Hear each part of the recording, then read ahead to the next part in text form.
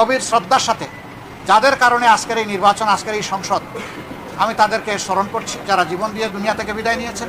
আল্লাহ তাদেরকে শহীদ হিসাবে কবুল করুন। যারা লড়াই করে আহত হয়েছেন, পঙ্গু হয়েছেন, তাদের প্রতি আমাদের গভীর সমবেদনা। আল্লাহ তাআলা তাদেরকে সুস্থতার নিয়ামত দান করুন। আর নির্বিশেষে গোটা দেশবাসী ফ্যাসিবাদের বিরুদ্ধে সেদিন লড়াই করেছিল, আমরা তাদের প্রতি গভীর কৃতজ্ঞতা প্রকাশ করেছি।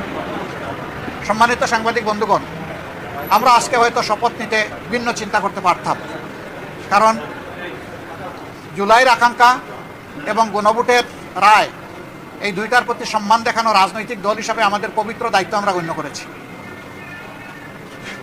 আমরা গণভোটের রায়কে সম্মান করেছি, জুলাইয়ের আকাঙ্ক্ষাকে সম্মান করেছি, যারা আমাদেরকে ভোট দিয়েছেন তাদেরকে সম্মান করেছি, এবং আমরা একমত হয়েছি যে এই শপথ নেওয়া আমাদের কর্তব্য। তবে আমরা মনে করি সরকারি দল শপথ না নিয়ে তারা জুলাইকে উপেক্ষা এবং অবজ্ঞা করেছেন। এতে জন আকাঙ্ক্ষার বিপরীতে তাদের অবস্থান বলে আমরা